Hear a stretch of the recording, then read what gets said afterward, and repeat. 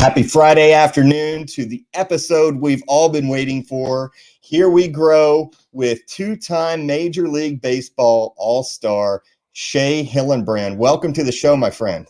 Thank you so much. I appreciate you having me, brother. I'm super excited to be able maybe to drop a couple nuggets and be able to impact a few of your listeners. So I'm ready to go, brother.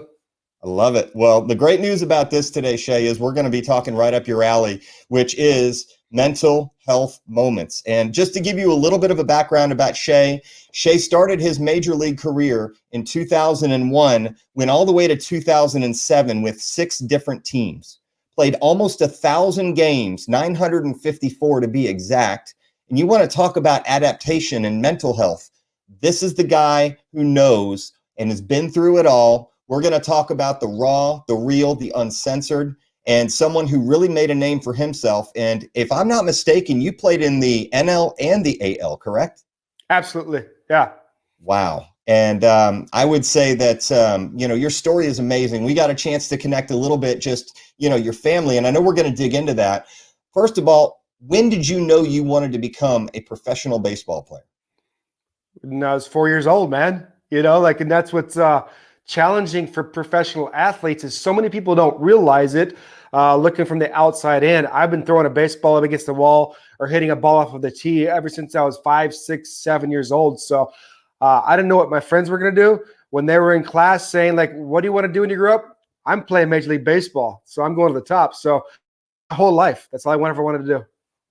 So when you signed your very first contract, tell us about your situation. Were you single? Were you engaged? Were you married? How did that unfold? And when did the family come into the picture when you were playing? Yeah, it's a great question. So I was drafted out of junior college. So in high school, I was the #1 soccer player in the state of Arizona. I had chances to go play Europe and in universities, but my childhood dream growing up in LA was to play Major League Baseball, and I loved the LA Dodgers. So I became the #1 junior college baseball player in the state of Arizona, and I was drafted by the Red Sox. So at that time, I had my first wife. I had a girlfriend at that time. And I was supposed to get a good amount of money, supposed to go in the top 3 rounds. Last game of the season, I dislocated my left shoulder diving headfirst into first base, and I slipped down to the 10th round. I was supposed to get $400,000 to $500,000 to sign, and that was good money back in 1996. And I was offered $25,000 to sign. And I remember my dad like arguing with the recruiter or whomever he had to talk to be able to negotiate this. And I said, Dad, stop. I'm going to take the money here. I'm going to make my money in the big leagues. And it's crazy to think that at 20 years old, out of college, that you have that mindset. Don't worry about this. I'm going to the show. So I was engaged after my second season, was married after my third season in the minor leagues. I spent 5 years in the minor leagues. And then after that, I was married my whole career. Wow. Did you first of all play with LA? I'm looking at your stats right now. It looks like you were with Boston from 2001 to 2002. 2003. 2003. And you ended up coming to Arizona, it looks like 2003 midseason, and was with Toronto as well. So what did that play a role on just your mental game when you're going from the East Coast all the way up in the Northeast to Boston? Then you're coming to Arizona, completely different climate where you're moving entirely across the United States and then going back to Toronto. What was that like just behind the scenes? Yeah, that's another great question. You never get asked these questions like that, the behind the scenes stuff. And I appreciate this because that's where the real Slim Shady works, right? That's where the real action works, is behind the scenes, because we so forget that we're people. So, man, like when you get drafted, when you go into the sport, when you're on hot pursuit and you start becoming obsessed with what you want to achieve, for the vast majority of athletes, and I imagine in your guys' space too, in the bodybuilding, it becomes an unhealthy obsession. That unhealthy obsession comes from a place of trying to prove your worth, trying to get acceptance, to try to make yourself feel good enough to be able to be on top of the world. Because if I am there, I know I could get the admiration from everybody else, and I could be in a position to fill that void inside myself. So I quickly had my identity attached to baseball because the pressure to succeed is so great, you lose yourself, man. Like it's just, you just go and you become a robot and you do, because this is my dream. I'm in hot pursuit of being 1% of the 1% of the world. I imagine being on stage at an Arnold Classic or whatever. Like I don't know what everybody else is doing. Like, I'm going to do everything in my waking hour to put myself in a position to get there. So when you get traded, it's just part of the game, right? But when I got traded, I felt like I wasn't wanted. I felt like when I was relocated, I felt like it was opening up those scabs of that wounds when I was 14 years old, and I didn't feel like I was good enough for my dad. All I wanted to do is be worthy enough. I wanted to get love from my father, and I wanted to get admiration. But throughout the whole process, I felt like, man, didn't you see that I put my heart and soul into this game, and I performed so well, and I did so good in this position, playing every single day, and you're going to trade me? So I was in the position of having my identity stripped of me, so I attached my identity to the game. And when you do that, you don't have any rationality of how you think. And then you don't think anybody could understand what you're going through because you're operating at such a high level of the 1% of the 1% world. So you don't think anybody understands what you're thinking. And for two, you don't want to be able to show vulnerability. You see that as a sign of weakness. You want people to see that, man, I need help on me as a person. So what you do is quickly disconnect from that, and that glory and that allure of Shea Hillenbrand, the Major League Baseball player, was so much more attractive to me than Shea Hillenbrand introducing myself as I am just this, as a person, because I didn't have any solitude. I didn't have any identity. I didn't have any self-worth. So I attached my name to the game. And this happens to so many athletes. So it's so easy to fall victim to that. So it doesn't matter how you navigate the space, you're attached to the game, and your identity is attached to what you're doing. So you're living and riding and dying every single night on that performance, on that sport.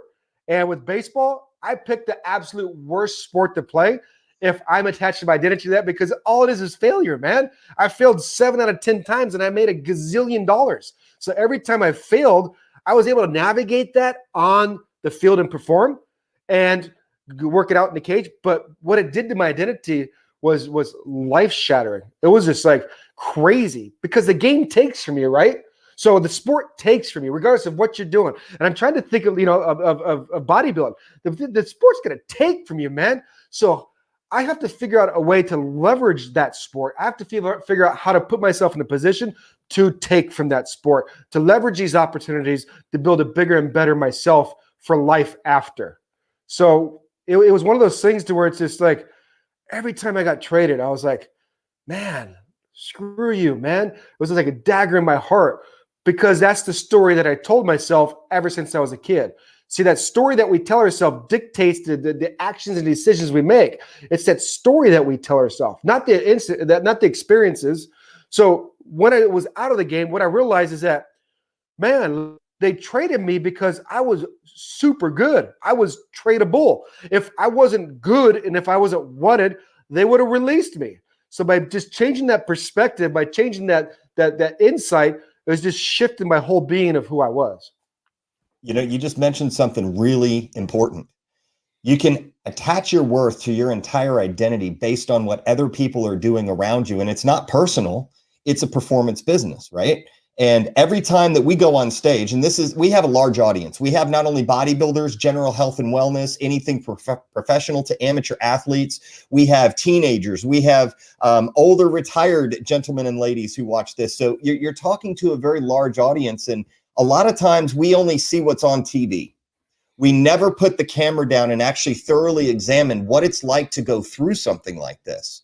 And I've got business partners now who are professional athletes in the NFL, and you see the glory that they get when they get a franchise tag, but you don't see when the camera's turned off and they're not on TV how they live. So you got a chance to be married, and you talked earlier maybe about being married to the sport instead of married to your wife.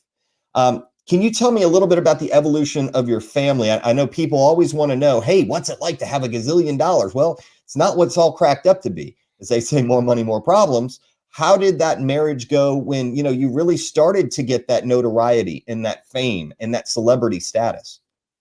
It wasn't there. There was no marriage.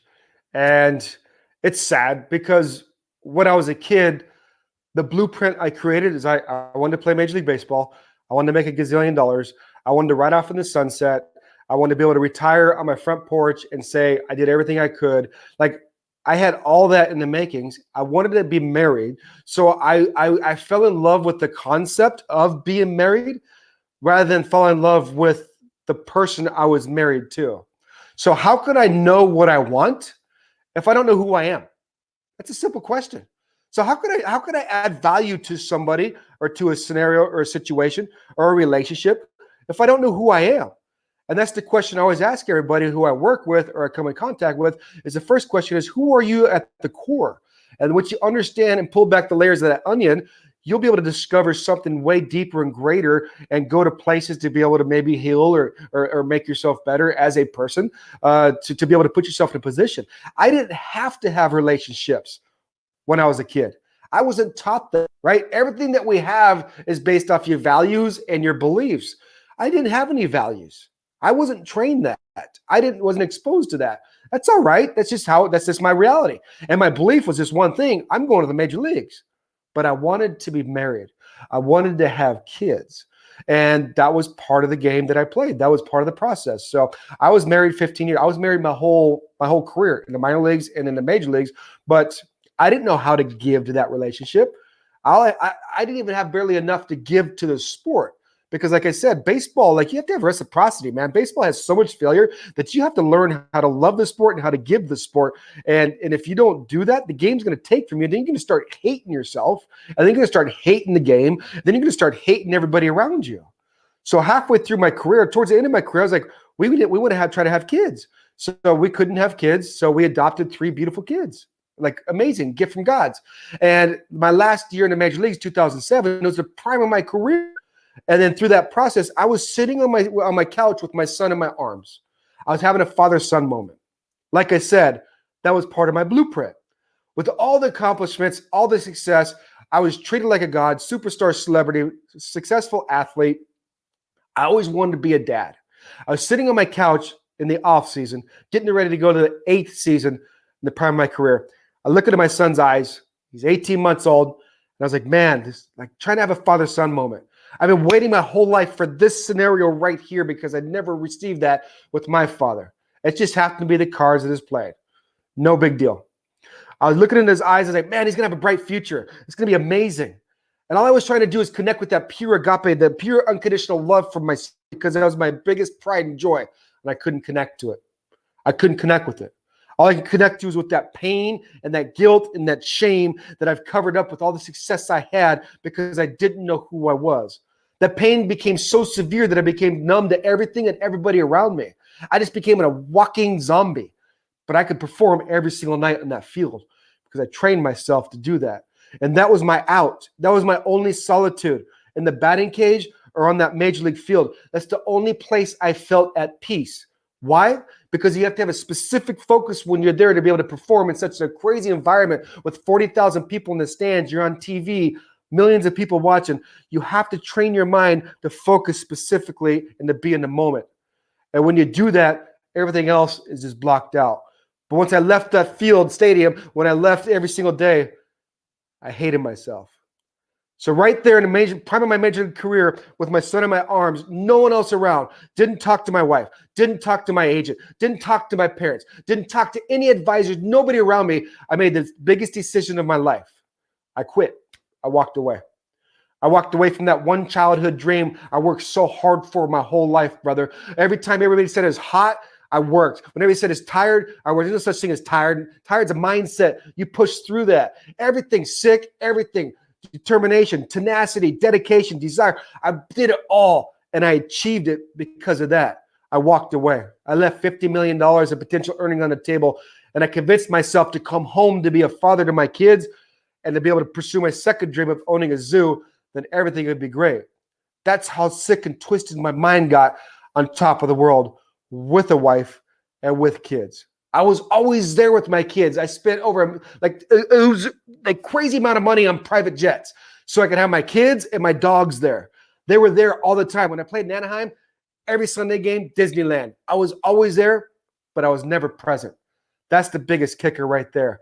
Us as athletes, us as people on hot pursuit, if you don't know who you are, you're never present. I couldn't be present because I couldn't sit with myself because I hated every part of me, every aspect of me through that process. That sounds like a kind of a pivotal moment with your son in your arms at 18 months. It sounds like that's when you realized you were alive and you were reborn. And when you talk about that moment, you talk about leaving all of the material things that you worked your entire life for. And you don't have just 3 kids now, do you? It sounds like you have 5 kids. Can you walk us through when you made that decision?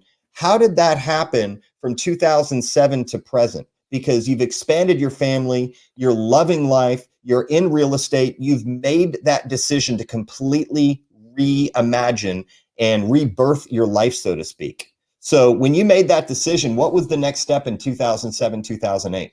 Yeah, that's a great question as well. Like I had a ton of money in the bank. I was like, I'm going to go out here and I'm going to create a business. I'm going to become a successful entrepreneur because Major League Baseball didn't fill that void. The glory didn't fill that void. The fame didn't fill the void. The money, all the accolades, man, I'm telling you, man, I would, like little girls in the stands would hold up signs saying, will you marry me, Shea? I would do autograph signings for $10,000 an hour, 500 signatures, $10,000, boom. Girls would come to the table, teenage girls, because I was hot stuff, and they were crying and shaking just because they got to meet me. And went through that process, what they couldn't see is that deep, deep pain resonating inside myself, fueling that pain-driven game. Like I couldn't handle it anymore. I couldn't fuel anymore. So what I did is I left because I attached my identity in that pain to the game. But what I realized is when I bought this horse farm, when I created this zoo with 300 farm and exotic animals, I had camels, kangaroos, llamas, alpacas, monkeys, raccoons, everything under the moon. I was like Steve Irwin, the crocodile hunter. I would rescue these animals and I'd put them in a position to help inner city disabled and child crisis kids through my nonprofit foundation. I would change kids' lives the environment did, my vision did. I didn't change them, the animals did. And the magic that happened there superseded anything I'd ever did on a Major League Baseball field. But what I want to make clear is that you would think that pivot, you would think that making that decision would be a pivotal point in my life. It was just another road bump. And I got the farm, I purchased the farm, and I purchased all these animals, and I had a ton of money to bankroll it to mask the pain. See, that pain and identity came with me.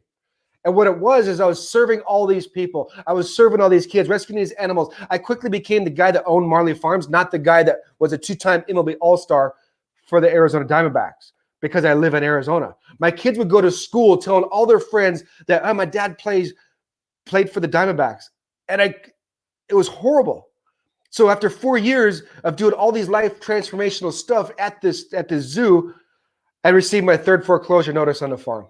I knew nothing about business. I didn't know anything about myself. I didn't know anything about how to do anything. I didn't want anybody's help because I couldn't trust anybody. And the reason why I couldn't trust anybody is because I couldn't trust myself. I couldn't trust myself because I didn't know who I was. All my millions of dollars that I made playing Major League Baseball was dwindling out of my bank account. All my investments, I poured into that farm. Everything I put, my heart and soul, everything in that farm. Because it was a vision that was given to me by God, and I wanted to pursue that. I didn't know how to pursue it. My marriage was falling apart, and I was losing my family. After 4 years, I'd never been so scared in my life. I lost everything. And at that point, I tried to go to the spiritual route. I had nothing left in my life. I was driving my son's bike to the church 45 minutes each way during the middle of the summer here in Arizona just to try to get through another week. Because I am a believer and I believe in God. And I was like, I don't know anywhere else to turn. I've already burnt every relationship. I've burnt everything in my life. I don't have anything but this. And I started going to church and I started speaking in churches and schools and prisons. And I started trying to find like a rebound, a revitalization in that. And through that, it was crazy because when I got done speaking, people were like, oh my gosh, you transformed my life. You have a gift. Like, it's crazy what happens when you speak. Like you speak to my soul and thank you so much. And I'm like, you're welcome. But I knew I was only operating at like 60% of my potential of what I knew I could do, because when you're a professional athlete, you know how you operate inside and out. You know what you're capable of doing and you know where you are. If you don't, you're not going to be able to perform at that level and stay there. So I would still go home at night after all that, after being in church, after speaking in church, after speaking in school, corporate events, prisons. Man, I'd go into prisons and just rock the world, man. Like the inmates were trying to leave with me because it was on me. They felt it. It was crazy, but I'd still go home every night with that pain inside myself. And I'm like, what do I do? Like Major League Baseball didn't do it. The zoo didn't do it. Like all this money didn't do it. The fame, the glory, like helping people. Like I'm in churches and I'm doing, like this doesn't even do it. So what I realized is that even the spiritual root was putting a Band-Aid on that wound inside myself. Because we have a responsibility with our belief system, with our subconscious system, with our makeup, our identity of who we are. We're responsible for forming that belief system. And the belief system I formed was I'm not lovable. I'm not good enough. My dad doesn't love me. That's what drove me my whole life at a subconscious level. I didn't know it at a conscious level. So that being said, 8 years ago, I found myself on the floor of a van. I was living in a van 8 years ago. I was scrounging up change under my cup holder just to feed my kids Little Caesars pizza. How do you process that? How do you deal with that man when you had everything in the world on top of the world and still people are trying to treat you like a god because you were so good at what you did, they still remember you as that. And I'm on the floor of this van after overdosing on drugs and alcohol. Here's I as a guy that so many people envy, man. So many people idolize me. And here I am, motionless, all alone. Parked outside of my ex-wife's house with my 3 beautiful adopted children inside that house, within an arm's distance away of where I was. And I couldn't reach them. They're the main reason why I quit baseball, so I thought.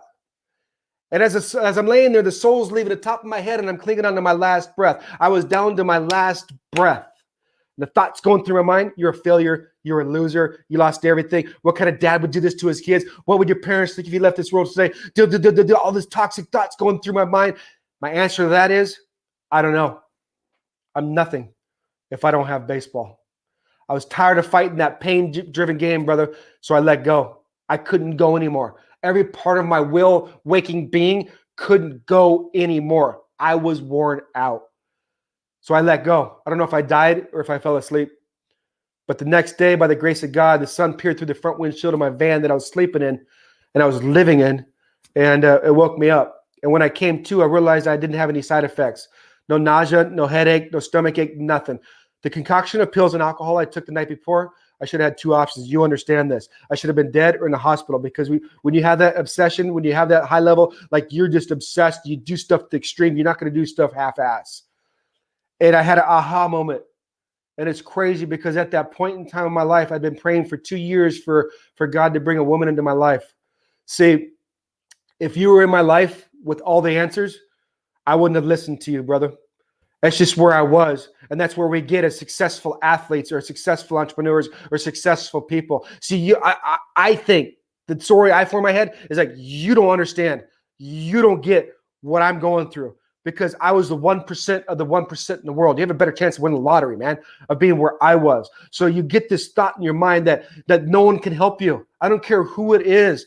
You could be the best PhD. You could say the right. I wouldn't let you help me. But I knew that if a woman came into my life that I so desperately was praying for, I could connect and be one with them. And I believed barely that I can get to the point to be vulnerable enough with that woman to allow that person to help me and go to places I needed to go and support me and love me and be with me. But most importantly, I'd pray to God for 2 years for him to bring a woman into my life to be a mother to my kids, because my kids so badly needed that. So with that being said, through the process and everything I went through, it's my wife today. God brought her into my life 5 years ago, and her name's Kristen, and she saved my life. See, it took someone else to help me through the process, to recreate identity, to recreate a new belief system, to recreate a new way of operating and thinking and coming from. And that can be done. And with that, where I'm at, what drives me is I want to use my voice and my gifts and my talents and my story to impact other people, to inspire them to use their voice to impact the world. So sorry, I went on a tangent. So never say sorry, Shea. And the reason why is because, look, we've all been at the bottom. And some of us have been at the top as well. And, nobody tells this kind of story. When we talk about mental health moments, we talk about people who are suffering right now. And you do not even realize the impact this can make on hundreds or thousands of people. And if the story is never told and we don't address what's really going on beneath the surface or under the hood, how are we ever supposed to heal? And you have one of those amazing stories where you give back unconditionally. We get to speak literally, Shea, to hundreds of gentlemen every single day. And you know what I'm talking about. We get a chance to just speak what has happened to us, how we got to where we are, and where we're going to continue to go. And you don't ever have to apologize for that. Now, I do want to take a little bit of a turn, because you go from a van and now you're with a real estate company. You do real estate for fun, and now you have 5 children. You are married to an amazing woman, Kristen. What is on your plate? How did you go from 2008 to 2021? Was this a gradual change, or was it instantaneous when you met Kristen? And what are some of your future plans moving forward? Yeah, great questions, man. I love this. So after baseball, I went on a 12-year deep dive of like self-discovery, like what is the purpose of life? Like I did it. I did the American dream. I did the things when we're in school. And what's your dream? What do you want to? I'm playing Major League Baseball and I'm owning a zoo. I don't know what y'all are doing. They laugh at me, whatever in the class. I'm like, I'm doing it. So I knew how to get there. I know the formula to success, but it was empty. So through that process, like, what's the purpose of life? So for me, I was supposed to be I was slated to be $100 million baseball player. I should have been Hall of Fame caliber numbers. I knew I could do that deep inside myself. I'm not trying to gloat. I can give 2 craps about the money. That just is what it is. I was kind of good, right? But I didn't reach that potential. I made $20 million instead of $100 million. And that's just perspective, right? It's still a gazillion dollars. But I was so fascinated. Like, okay, why didn't that Shea Hillenbrand do what he was slated to do, to reach that potential and do it? Because it's really like easily well within reach with just understanding how to put things together. And what I learned and what I figured out is like it's a story that you tell yourself. It's as simple as that. We can get into psychology, science, lingo, but it's that. What's the story that you tell yourself? So I was like, I just reverse engineered it all. Like here's Shea Hillenbrand, this player. He went through this. I am here now. I found fulfillment. I found peace. I found my drive. I connected my passion and my energy to love and not anger to fuel that. So what it is that the decisions and actions we take are driven by your beliefs and your values. Okay, what did I believe in? What did I value? Okay, did that. Okay, if you go back, okay, where's your belief system formed? Like, okay, this is my belief system. What forms that? Because that's our internal operating system, right? So from there, I was like, okay, experiences that we go through, especially in our adolescence, how you interpret and how you communicate those experiences to yourself is going to form that story. It's going to get ingrained into your belief system and it's going to be in your subconscious level. And that's what's going to drive you. And that's going to influence the decisions and actions you take in future experiences that are similar to the one that you formed that belief system in. So I went through it. I was like, wow, because I wasn't the a-hole. I was a cancer in the clubhouse. I was the a-hole. Like I'm doing autobiography right now. And I'm so excited because I've been praying for this forever. Like the stories that I have, man, absolutely insane. Like it's crazy, like what I did then. So it's funny for people to see me now. They're like, you know how your dog looks at you like they're like, is that the same Shea? Yeah, dude. It comes down to discovering who you are at the core, not what you do, right? So I discovered that. Then the second thing is like, why are you doing what you're doing? So many people are doing what they're doing. What's driving them is an unhealthy why. And is everything that you're doing right now in line of what you're trying to achieve where you're going? For me, it was super unhealthy. I was trying to fill voids inside myself to prove worthiness, to fill that emptiness, all that stuff, surface level stuff. I wanted to make money, do all this stuff. It's not sustainable. You can obtain your dream, but it's not sustainable with that. I believe your why has to be able to impact humanity. Signed, sealed, delivered. That's it. Our gifts and talents are to impact other people and help them solve their problems. And if you're really good at it, and if you dial into it and master it, you can make and monetize that process. But it's just for everybody else. My gifts and talents when I play Major League Baseball was for me. I had to feel good. When I walked into the room, I wanted to be noticed. I wanted to have my ego stroked. I wanted to be able to have affirmations from everybody else because I needed that. So I shifted that from that by understanding who I am at the core. And when you peel back those layers, you see tick. You see what makes you ticked off. You see how you function. And you discover patterns that you create, whether it's survival patterns, whether it's daily habits that you do, or whatever it is. And when you go there and understand, okay, now I understand why I did what I did. So I'm like the why guy. Like, why are you doing what you're doing? If you want to like put it in context, like with the baseball swing, hitting a baseball is the hardest thing to do in sports, period. They're saying it's like scientifically, humanly impossible to hit a major league fastball. I can do it in my sleep. I've swung a baseball bat a million times. So when you hit a ball, a lot of people think about that process right there, that step in the process right there. But it's never that step while you're failing. It's 2 or 3 steps back. And that's how I was able to have success with baseball. So I went 2 or 3 steps back. Okay, I'm being an a-hole in this situation, or I have a bad attitude here.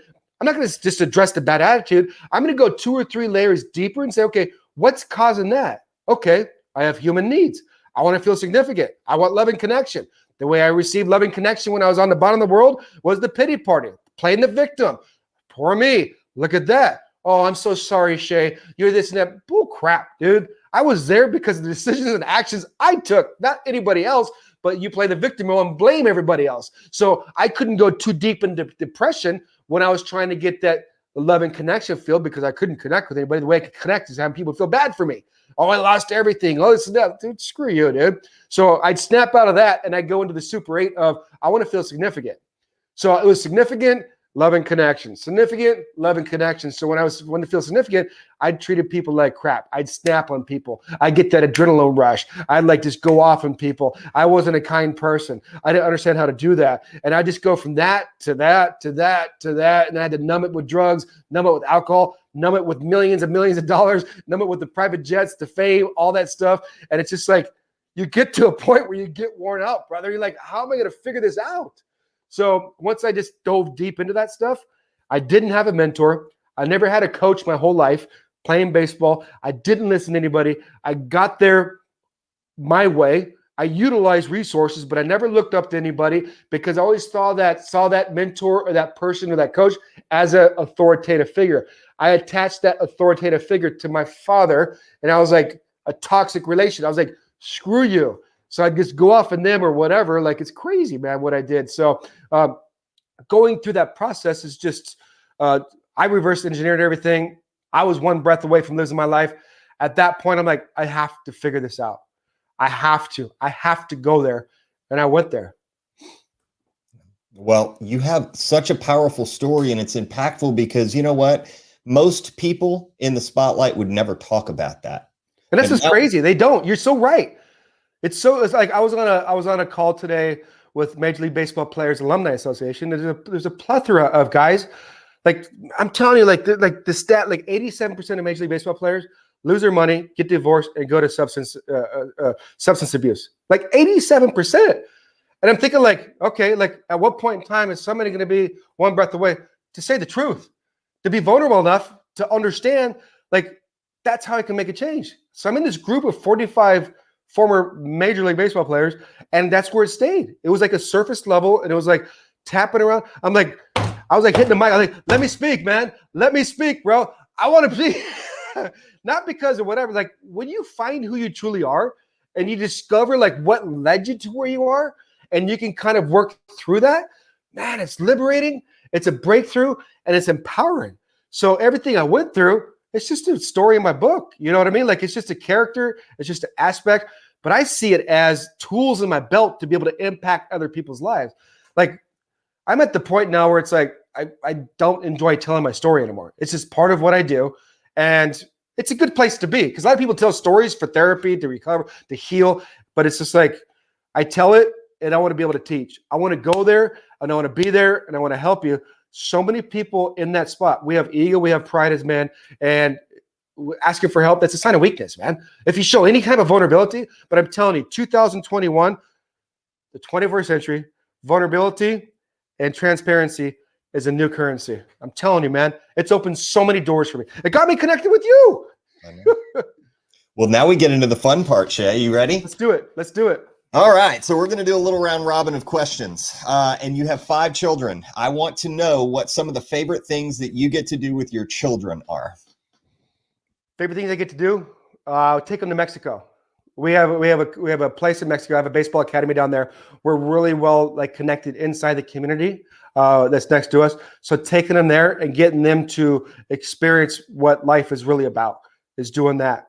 Live in Arizona, have a pool, being able to enjoy time with that. We have 35 kids on our cul-de-sac right here. So being able to have the kids being able to see them be a kid like when you and I were raised, because it's different now. Bicycles in the front yard, okay, there's all the kids are at that house. It's super cool. My daughters are in all-star cheerleading, so they're kind of at a high level of that, and being able to balance being a dad and being that asset of peak performance. I really enjoy doing that, but just spending time with them and helping them understand, like, dude, believe in yourself, go out there, you can do anything. I don't care what you do. You can drive a dang garbage truck. That was one of my dreams too as a kid. I don't care. Think about doing something for other people. Make that impact. So let's talk about the ages of your kids now. You have 5. What ages are they, and where do they fit in the boy-girl chain? All right, so the oldest is Austin. He's 16. He's the one that I was holding in my arms, and like he's my pride and joy. He's 16 now. Just started driving, getting independent.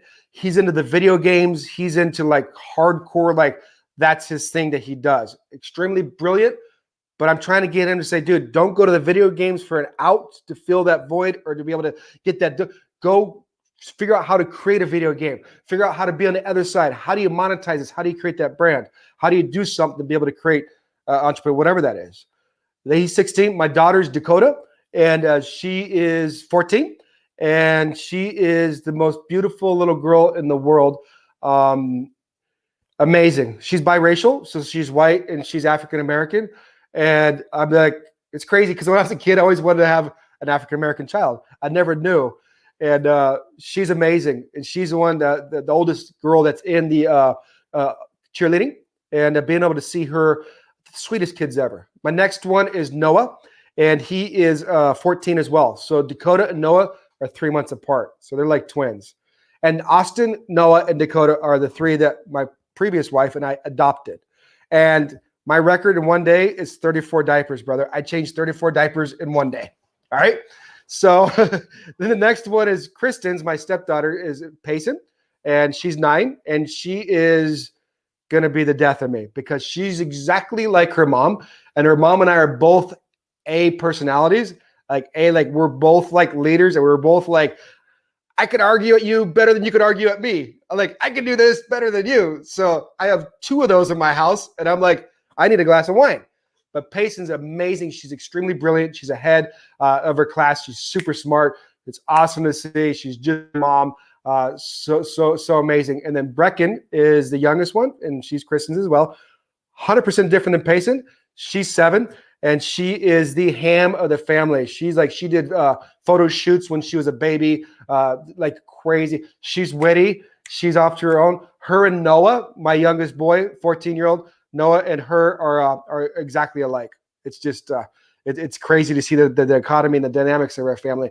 And Noah, he's going to be our entrepreneur. He's going to be the rock star. He's going to go off. He doesn't like school.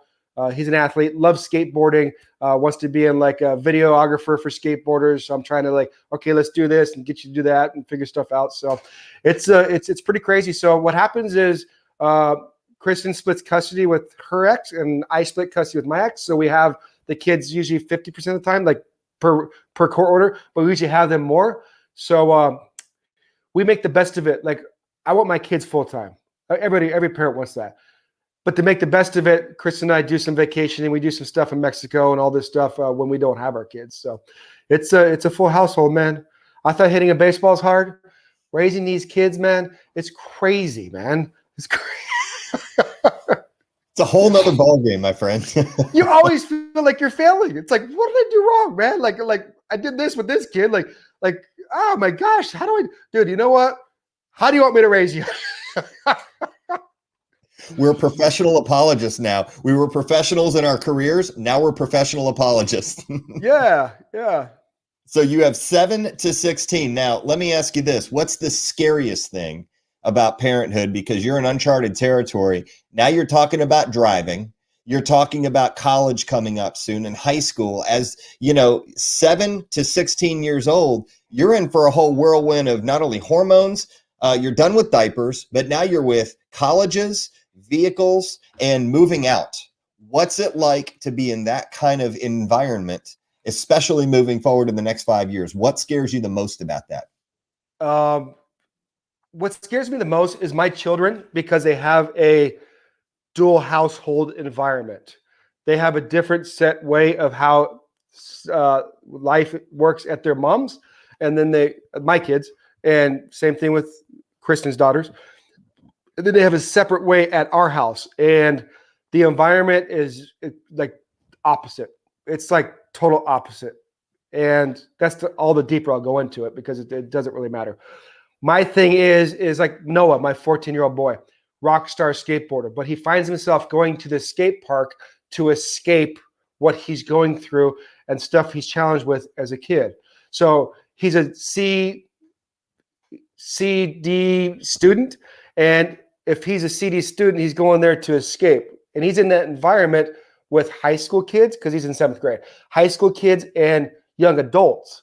And the young adults and the high school kids generally go to the skate park, the public skate park, to escape their challenges.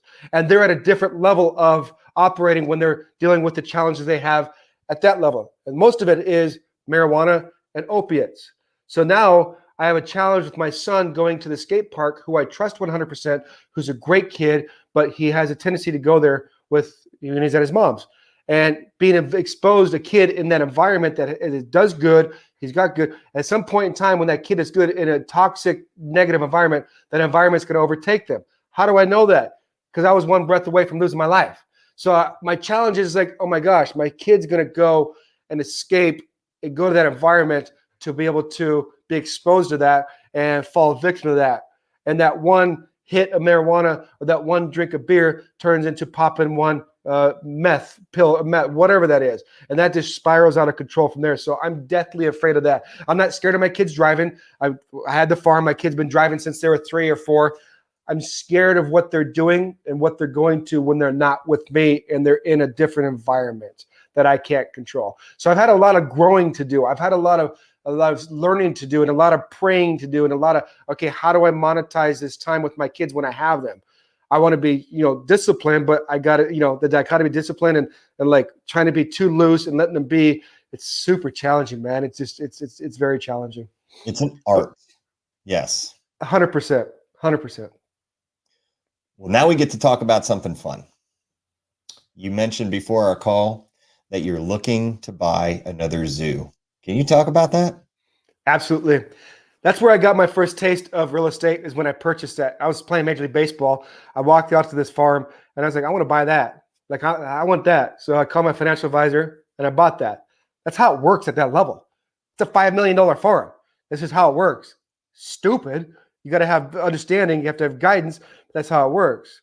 So through that process, like, I think that's my mission. I think that's my niche. I think that's my thing, to be able to provide an environment for people to come out, whether it's like retreats or coming out and whatever we need to do, whether it's rehab or whatnot. Like, I did it before successfully, but I didn't know how to function. I set it up the wrong way.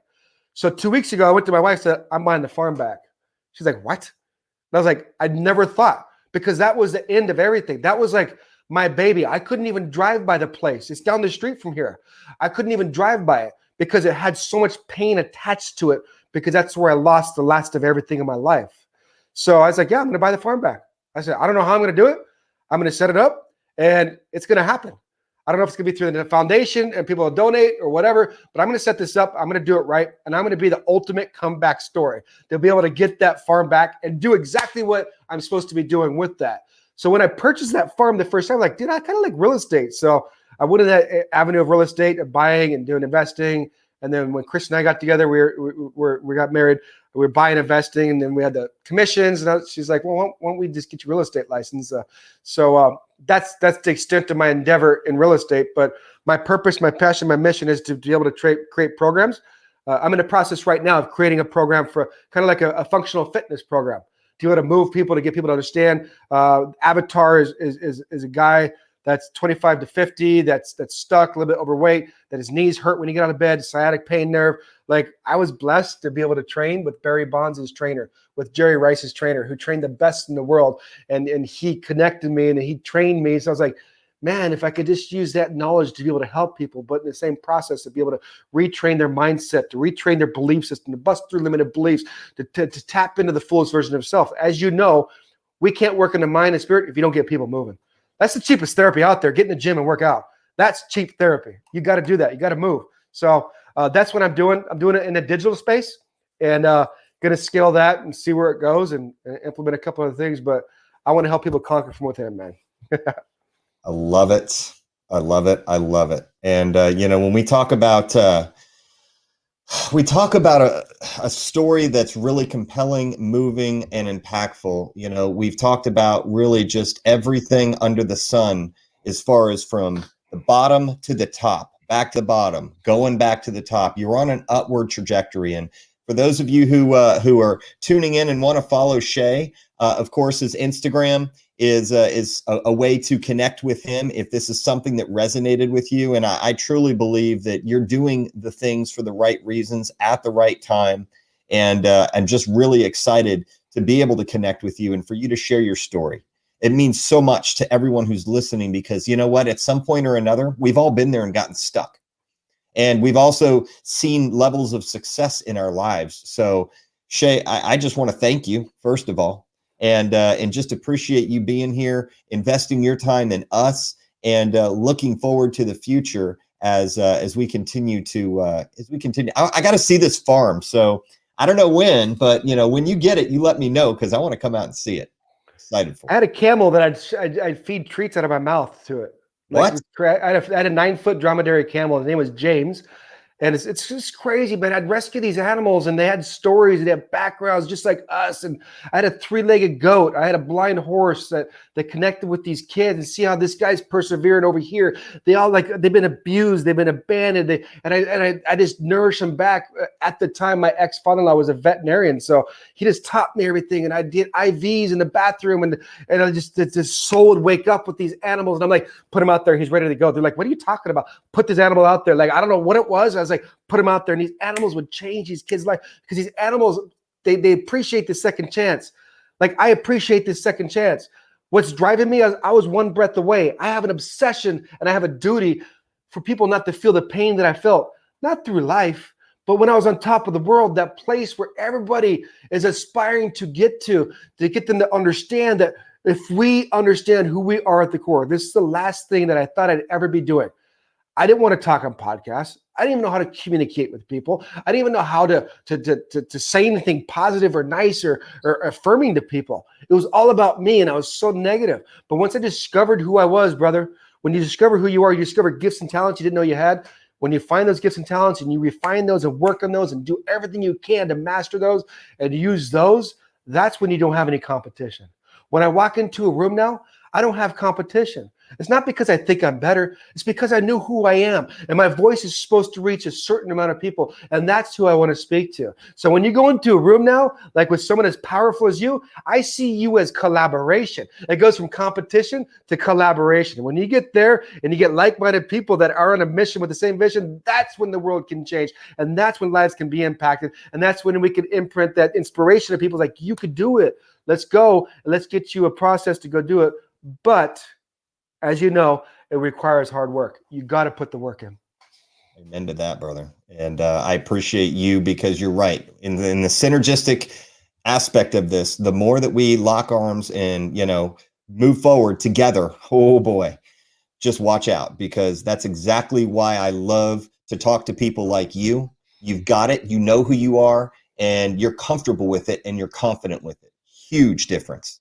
So Shea Hillenbrand, thank you so much, my friend. And it was an honor and a pleasure. For those of you who will be tuning in next week, just to let you know that will be a replay. And the reason why is I will be flying out to Phoenix, Arizona. We will be having our next guest that following week, which I will not announce who until I get confirmation. But just be on the lookout for Flex Wheeler, Mike O'Hearn. We have Rianne Andrea talking about her new book, the 16-week comp prep book. And we will be interviewing dozens of superstars. But this today was just an absolute pleasure. Shea, ladies and gentlemen, Shea Hillenbrand. Thank you so much, my friend. You enjoy your weekend. And all you ladies and gentlemen, stay safe. We'll talk again Friday, same time, same place.